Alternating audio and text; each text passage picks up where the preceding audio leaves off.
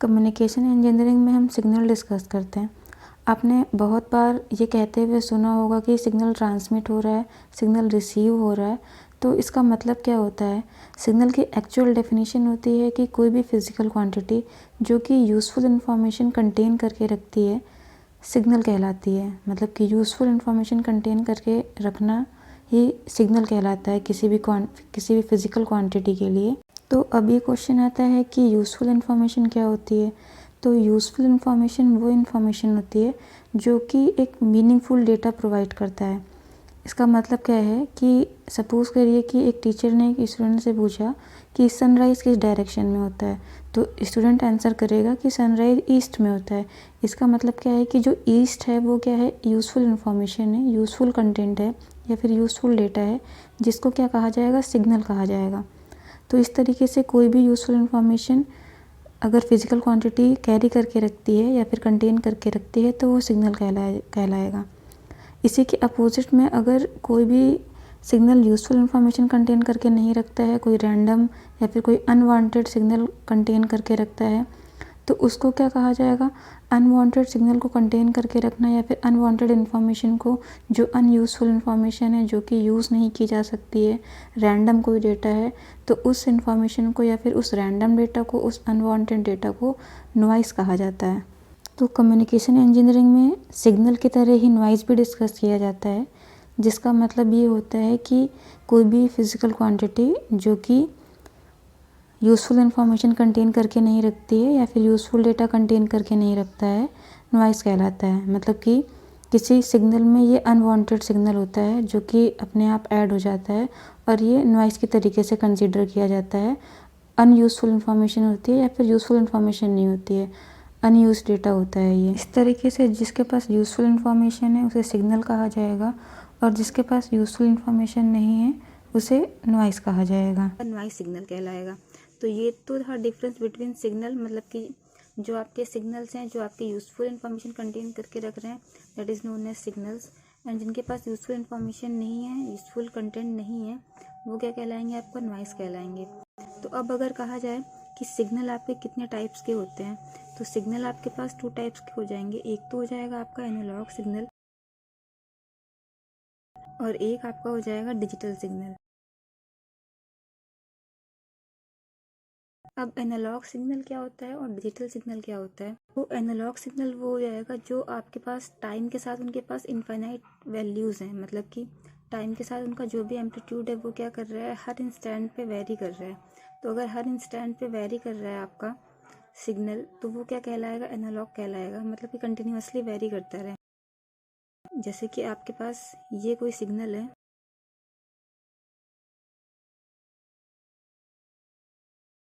ये आपके पास सिग्नल है, ये क्या है? ये टाइम को रिप्रेजेंट करता है, ये एक्सिस, और ये एम्पलीट्यूड को रिप्रेजेंट करता है।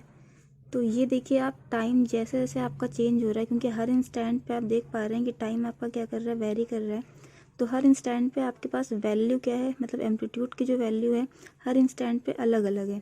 तो जब आपका जो वैल्यू है टाइम के अकॉर्डिंग क्या कर रहा है, वेरी कर रहा है, तो ये आपका कैसा कहलाएगा? एनालॉग सिग्नल कहलाएगा। मतलब कि कंटिन्यूसली टाइम के साथ वेरी करे आपका एम्पलीट्यूड, तो वो आपका क्या कहलाएगा? एनालॉग सिग्नल कहलाएगा। इसी तरीके से जो डिजिटल सिग्नल है वो आपका, क्योंकि यहाँ पर क्या है कि टाइम के साथ कंटिन्यूसली आपका एम्पलीट्यूड क्या कर रहा है, वेरी कर रहा है, तभी आप कह रहे हो कि ये एनालॉग सिग्नल है। लेकिन डिजिटल सिग्नल के केस में ऐसा नहीं होगा कि जो भी आपको वैल्यूज़ मिलेंगी वो कुछ इंस्टेंट पर ही मिलेंगी, तब हम उनको डिजिटल सिग्नल कहेंगे। अब यहाँ पर हम बात करते हैं कि जो भी हमारा एनालॉग सिग्नल है उसमें क्या क्या मतलब एनालॉग सिग्नल तो हमारे पास हो गया कि चलिए ठीक है, टाइम के साथ हमारे पास इन्फिनिट वैल्यू मिल रही है। क्योंकि अब आप देखिए कि यहाँ पर अगर आप सेकेंड्स में देखें, अगर आप एक क्लॉक का एक भी एग्जांपल लीजिए, तो उसमें आपके पास क्या होता है, एक तो आपका आर रिप्रेजेंट करता है, एक आपका मिनट रिप्रेजेंट करेगा और आपका एक सेकंड रिप्रेजेंट करेगा। तो यहाँ से आप देख पा रहे हो कि आर, मिनट एंड सेकेंड्स।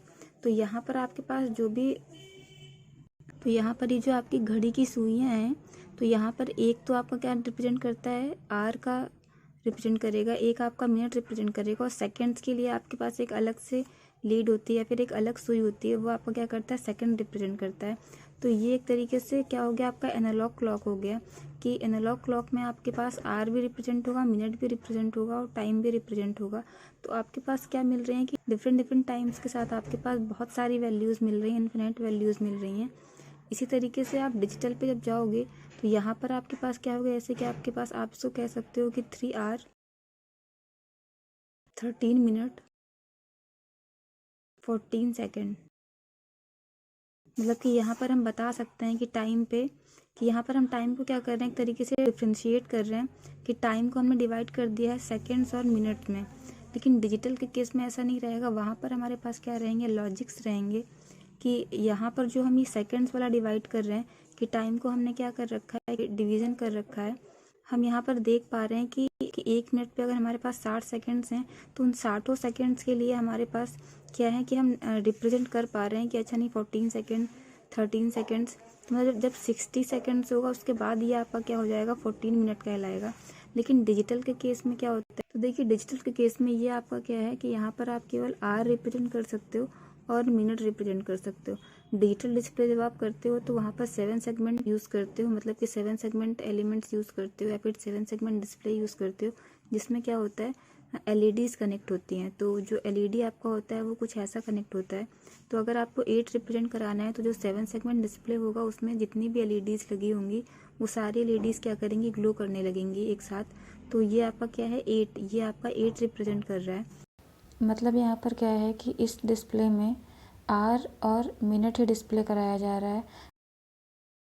जैसे अगर एनालॉग क्लॉक की बात की जाती है तो एनालॉग क्लॉक में हम सेकंड्स, आर मिनट और सेकंड डिस्प्ले होता है और हर 60 सेकंड्स तक डिस्प्ले हम देख पाते हैं, 14 सेकंड 15 सेकंड 60 सेकंड्स। तो ये 60 सेकंड्स तक हम सेकंड्स के डिस्प्लेस को देख सकते हैं। लेकिन अगर हम डिजिटल की बात करते हैं तो डिजिटल में सेकंड्स का डिस्प्ले नहीं होता है, वहाँ पर हर 1 मिनट बाद मिनट चेंज हो जाएगा। जैसे 14 मिनट यहाँ डिस्प्ले हो रहा है तो हर 1 मिनट बाद 14 के बाद 15 मिनट हो जाएगा, नेक्स्ट 1 मिनट बाद 16 मिनट हो जाएगा, नेक्स्ट टाइम पे 17 मिनट हो जाएगा। तो इस तरीके से डिजिटल में हर 1 मिनट बाद मिनट का जो डिस्टेंस है वो क्या होता जाएगा, चेंज होता जाएगा। तो यहाँ पर हम सेकंड्स में वेरिएशन देख पाएंगे, लेकिन यहाँ पर हमारे पास सेकंड्स में वेरिएशन नहीं होगा। हर 60 सेकंड बाद वो जो भी मिनट डिस्प्ले है वो क्या कर जाएगा, वो अपने आप वेरी करेगा, 14 से 15 हो जाएगा। तो उसी के अकॉर्डिंग तो यहाँ पर हम कह सकते हैं कि जो डिजिटल सिग्नल है वो क्या है, एक तरीके का डिस्क्रीट सिग्नल है,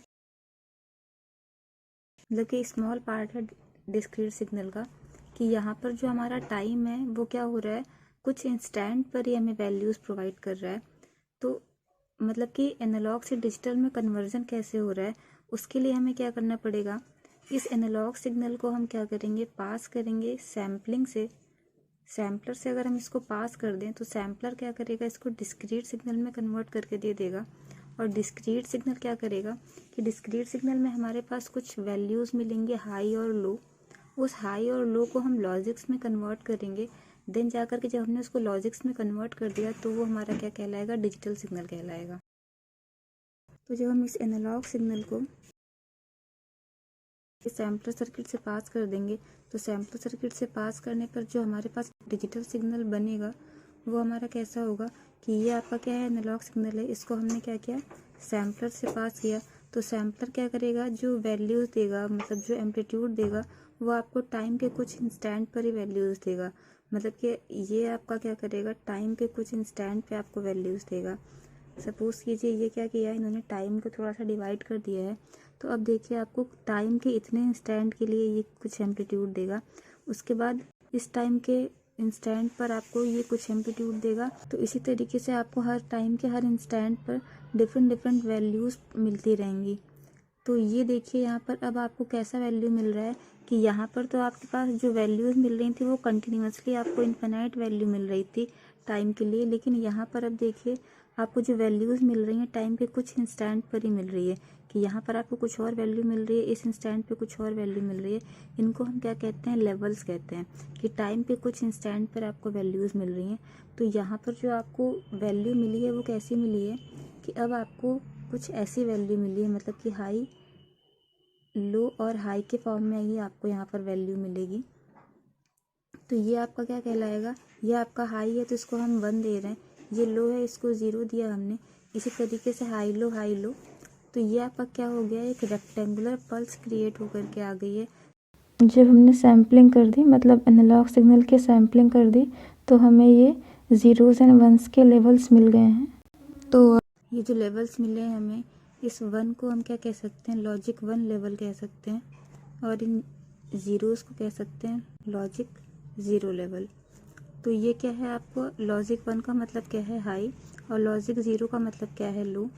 तो इसका मतलब क्या है कि जब हमारा ये लॉजिक्स में कन्वर्ट हो गया, लॉजिक 1 और लॉजिक 0, तब हम इस सिग्नल को क्या कह रहे हैं, डिजिटल सिग्नल कह रहे हैं। और यहाँ पर हमारा क्या हुआ है, टाइम का क्या हुआ है, कुछ इंस्टेंट पर टाइम को हमने क्या किया है, डिवाइड किया है, तो इसको हम क्या कहेंगे, डिस्क्रीट सिग्नल कहेंगे। ये हमारा क्या है, ये डिस्क्रीट सिग्नल है। एक टाइम के कुछ इंस्टेंट पे हमें एम्पलीट्यूड की वैल्यू मिल रही है, और उस एम्पलीट्यूड की जो वैल्यू आई है उसको हमने कुछ लॉजिक्स में कन्वर्ट कर दिया है। कि जहाँ पर हाई लेवल है उसको लॉजिक 1 मेंशन कर दिया है, और जहाँ पर लो लेवल है उनको हमने क्या किया है, लॉजिक 0 मेंशन कर दिया है। लॉजिक 1 और लॉजिक 0 का मतलब ये नहीं है कि आपका वैल्यूज़ डिफाइन कर रहा है ये। इसका मतलब क्या है कि अगर आपके पास कुछ लेवल्स हैं, मतलब कि ये क्या है कि ये कुछ लेवल्स ही आपका बताएगा। तो अगर आपके पास कुछ वैल्यूज़ हैं, एक आपका 2 वोल्ट है और अगर एक आपका 5 वोल्ट है, तो यहाँ पर अगर आप कंपैरिजन करेंगे तो 2 वोल्ट क्या है आपका 5 वोल्ट से कम है, लेस देन है, तो इसको आप लो लॉजिक कह सकते हो। और 5 वोल्ट क्या है आपका 2 वोल्ट से हाइयर है, तो इसको आप हाइयर लॉजिक या हाई लॉजिक कह सकते हो। लो लॉजिक का मतलब क्या है, इसको आप लॉजिक 0 मेंशन कर सकते हो। और हाई लॉजिक का मतलब क्या है, मतलब हाई लेवल का मतलब क्या है कि आप इसको लॉजिक 1 मेंशन कर सकते हो। तो अगर आप डिजिटल के केस में कंपेयर करेंगे, 2 वोल्ट और 5 वोल्ट को आपस में कंपेयर करेंगे, तो 2 वोल्ट को लॉजिक 0 कहेंगे और 5 वोल्ट को लॉजिक 1 कहेंगे। तो यहाँ पर लॉजिक 1 और लॉजिक 0 का केवल यही मतलब है कि ये केवल लो और हाई लेवल्स के बीच में ही डिफ्रेंशिएट करेगा। मतलब कि लो लेवल का मतलब है लॉजिक 0 और हाई लेवल का मतलब है लॉजिक 1। एनालॉग सिग्नल का जो बेस्ट एग्जांपल है वो क्या होता है, ह्यूमन वॉइस होता है। अब हमने ये जो कन्वर्जन किया है, एनालॉग सिग्नल को डिजिटल सिग्नल में कन्वर्ट किया है, या फिर हमने कंटिन्यूस सिग्नल को डिस्क्रीट सिग्नल में कन्वर्ट किया है, ये आपका क्या है कि ये आपका डिस्क्रीट सिग्नल कहलाता है। जो एनालॉग सिग्नल होता है उसको हम कंटिन्यूस सिग्नल ही बोलते हैं। तो यहाँ पर जो हमने कन्वर्जन किया है, ये एनालॉग सिग्नल को डिजिटल सिग्नल में कन्वर्ट किया है, तो हम ऐसा क्यों कर रहे हैं कि हो सकता है कि जो भी एनालॉग सिग्नल हमारे पास रहा होगा उसमें बहुत सारे हमारे पास डिसएडवांटेजेस रहे होंगे, इस वजह से हमने ये कन्वर्जन किया है एनालॉग टू डिजिटल। तो एनालॉग में ऐसे क्या डिसएडवांटेजेस थे जिनकी वजह से हमें डिजिटल में स्विच करना पड़ा। तो जो एनालॉग सिग्नल्स हैं आपके, उनमें प्रॉब्लम क्या थी कि जो एनालॉग सिग्नल्स थे वो उनको हम ईज़िली स्टोर नहीं कर सकते थे। उनको स्टोर क्यों नहीं कर सकते थे, क्योंकि जो एनालॉग सिग्नल थे उनमें नॉइज़ बहुत ही ज़्यादा इम्पैक्ट करता था। अगर नॉइज़ कहीं से भी आ रहा है तो वो क्या करेगा, जो भी आपका एम्पलीट्यूड है उसको वेरी कराएगा एक बड़े लेवल पे, तो आपका जो सिग्नल है वो क्या हो जाएगा, पूरी तरीके से डिस्टॉर्टेड हो जाएगा। तो हम नॉइज़ के इम्पैक्ट को उतनी अच्छी तरीके से रिमूव नहीं कर पा रहे थे, एक तरीके से कि एनालॉग सिग्नल को स्टोर नहीं कर पा रहे हैं। दूसरा ये है कि जो भी हमारा नॉइज़ जो जनरेट हो रहा है उसको हम एक अच्छा लेवल से रिमूव नहीं कर पा रहे हैं। और अगर हमें रिमूव करना है, मतलब बहुत डिफ़िकल्ट होता था रिमूव करना। हमने AM FM PM में पढ़ा भी है कि हम नॉइज़ को रिमूव कर रहे हैं, लेकिन एक तरीके से क्या हो जाता है कि जब हम नॉइज़ रिमूव करने के लिए जो भी सर्किट्स यूज़ करते हैं, तो उन सर्किट्स का यूज़ करने से जो हमारा सर्किट होता है वो बहुत ही कॉम्प्लेक्स हो जाता है। तो जो भी हमारा ओवरऑल सर्किट निकल के आता है एनालॉग में, वो क्या हो जाता है, कॉम्प्लेक्स हो जाता है। और यहाँ पर हमें एम्पलीफायर की ज़रूरत पड़ती है एनालॉग सिग्नल में। जो भी एनालॉग सिस्टम हम डिज़ाइन करते हैं एनालॉग सिग्नल्स का यूज़ करके, तो सिग्नल को एम्पलीफाई करने के लिए हमें क्या ज़रूरत पड़ती है, एम्पलीफायर सर्किट्स की ज़रूरत पड़ती है। तो उसकी वजह से हमारा जो सिस्टम होता है वो बहुत ही कॉस्टली हो जाता है एनालॉग के केस में। मतलब कि कॉस्ट एक तरीके से देखा जाए, अगर आप कंपैरिजन करोगे डिजिटल के केस से, तो लेस कॉस्टली ही रहता है। लेकिन क्या है कि कॉस्ट यहाँ पर भी इम्प्रूव करेगी, क्योंकि यहाँ पर हम एक तरीके से कुछ अलग, मतलब कुछ एक्स्ट्रा सर्किट यूज़ कर रहे हैं। जैसे एम्पलीट्यूड को बढ़ाने के लिए हम एम्पलीट्यूड लिमिटर सर्किट यूज़ कर रहे हैं, तो यहाँ पर हम एम्पलीफायर सर्किट का भी यूज़ कर रहे हैं और नॉइस को रिमूव करने के लिए एक्स्ट्रा हम नॉइस रिमूवर सर्किट भी यूज़ कर रहे हैं। तो उस वजह से हमारे पास क्या है कि अगर हम कंपैरिजन कराएंगे डिजिटल से तो यहाँ पर हमारे पास जो कॉस्ट है वो कम रहेगा, लेकिन इन एक्स्ट्रा सर्किट का यूज़ करने से कॉस्ट एक तरीके से बढ़ जाएगा। जो भी हमारा नॉर्मल सर्किट अगर हम देखें एनालॉग सिस्टम का, उससे एक तरीके से देखा जाए तो एनालॉग सिग्नल में ये सारे के सारे क्या थे, डिसएडवांटेजेस थे कि एक तो हम सिग्नल को, जो एनालॉग सिग्नल है उसको स्टोर नहीं कर सकते हैं, दूसरा नॉइज़ जो है उसको रिमूव नहीं कर सकते, बहुत ही डिफ़िकल्ट होता है नॉइज़ को रिमूव करना। तीसरा ये कि हम यहाँ पर एम्पलीफायर सर्किट्स का यूज़ करते हैं, कॉस्टली बहुत होते हैं, बट अगर कंपैरिजन किया जाए डिजिटल सर्किट्स से तो लेस कॉस्टली होते हैं एनालॉग सर्किट्स आपके। और जो नेक्स्ट आपका है कि कॉम्प्लेक्स बहुत हो जाते हैं, क्योंकि हम इतने सारे सर्किट्स यूज़ करेंगे नॉइज़ को हटाने के लिए, एम्पलीट्यूड को बढ़ाने के लिए, तो सर्किट्स कॉम्प्लेक्स हो जाते हैं। वहीं पर जब हमने स्विच किया एनालॉग से डिजिटल में स्विच किया, मतलब कि हमने कन्वर्जन किया, तो जो डिजिटल सिग्नल है यहाँ पर हमें एडवांटेज क्या मिल रहा है कि यहाँ पर हम नॉइज़ को ईजिली रिमूव कर पाएंगे, क्योंकि हमारे पास अभी केवल 2 ही लॉजिक्स हैं, लॉजिक 0 और लॉजिक 1। तो यहाँ पर नॉइज़ को, ऐसा नहीं है कि हम यहाँ पर नॉइज़ नहीं आएगा, नॉइज़ यहाँ पर भी आएगा, लेकिन यहाँ पर हम रिमूव कर पाएंगे। जो भी एरर्स यहाँ पर आएंगी हम उनको एरर को फाइंड आउट कर पाएंगे। जो हम और सर्किट्स आगे पढ़ेंगे तो वहाँ पर हम देखेंगे कि हम वहाँ पर नॉइज़ को क्या कर पा रहे हैं, रिमूव कर पा रहे हैं। नेक्स्ट क्या है कि हम ईज़िली जो भी हमारा डिजिटल सिग्नल है उसको हम ईज़िली स्टोर कर सकते हैं। आजकल हमारा जो भी कंप्यूटर सिस्टम यूज़ हो रहा है वो क्या है, डिजिटल फॉर्म में यूज़ हो रहा है।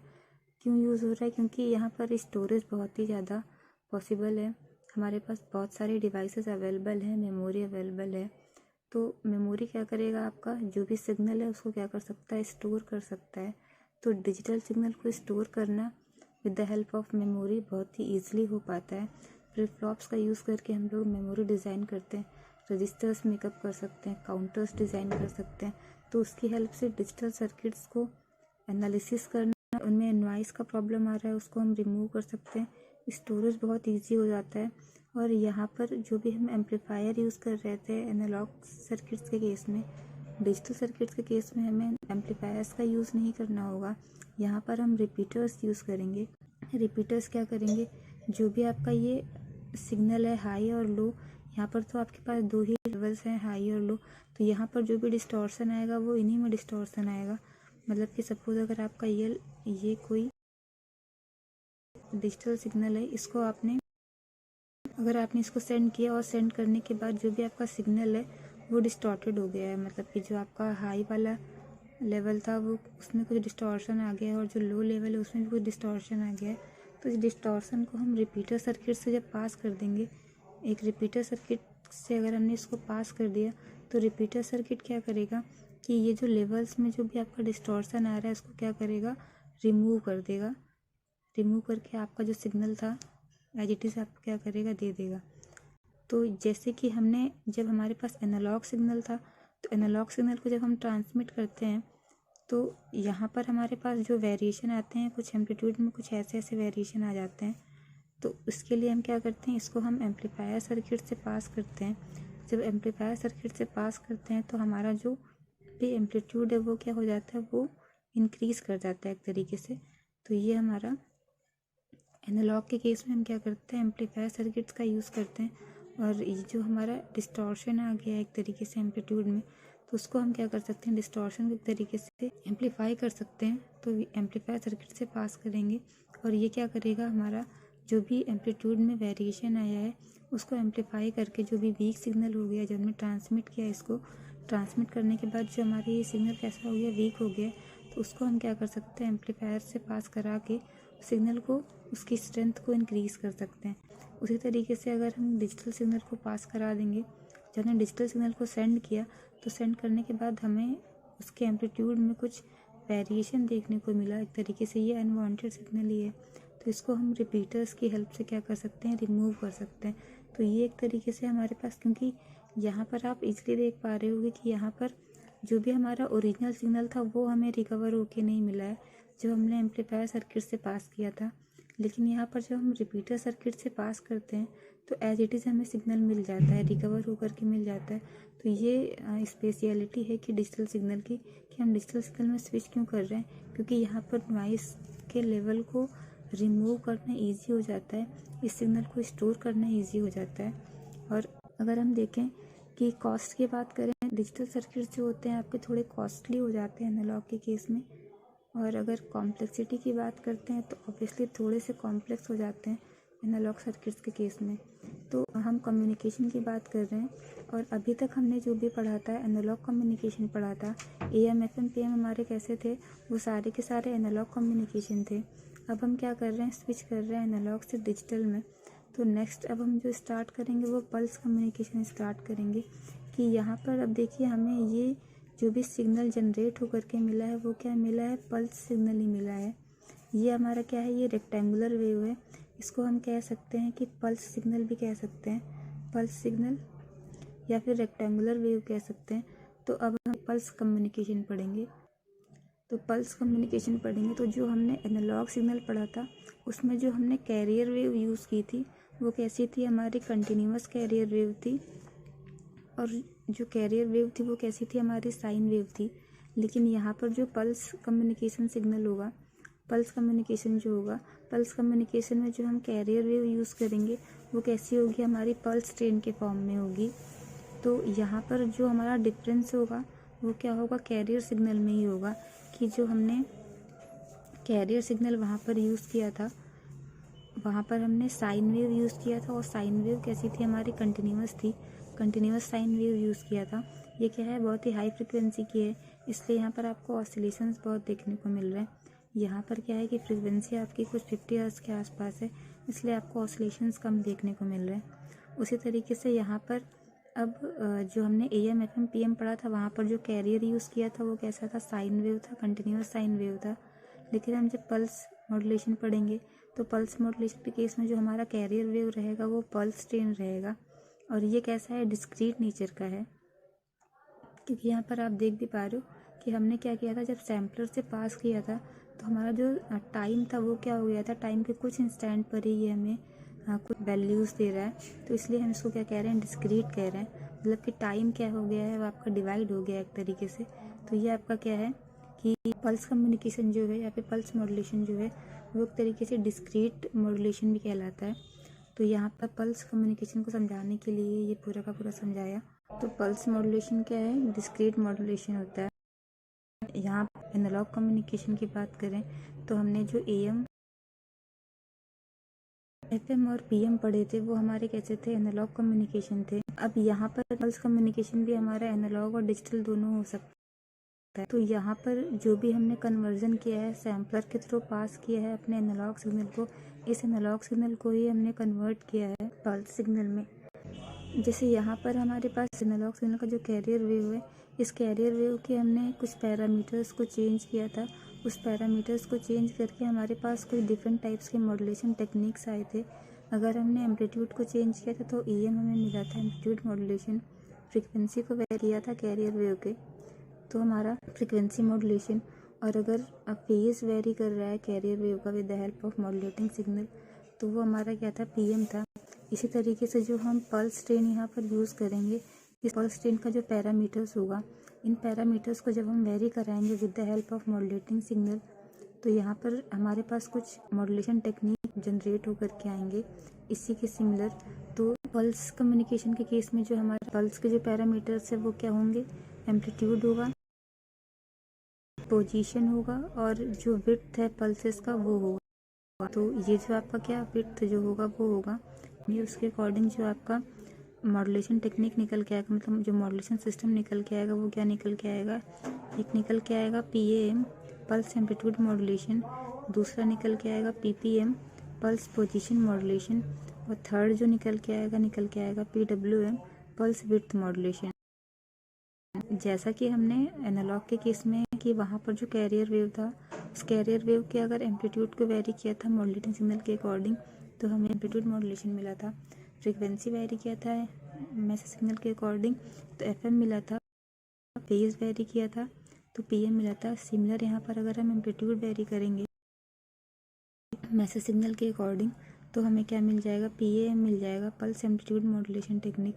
अगर हम पोजीशन को वेरी करेंगे तो पल्स पोजीशन मॉड्यूलेशन टेक्निक, और अगर विड्थ को वेरी करेंगे, जो भी विड्थ है पल्स ट्रेन का, उस विड्थ को अगर वेरी करेंगे तो हमें क्या मिलेगा, पल्स विड्थ मॉड्यूलेशन टेक्निक। तो ये हमारे पास 3 मॉड्यूलेशन टेक्निक आ गए। जैसे कि हमने एनालॉग के केस में बात किया था, एनालॉग और कंटिन्यूअस, क्योंकि ये हमारा क्या है, एनालॉग के साथ साथ कैसा है, एनालॉग सिग्नल और कंटिन्यूअस भी है।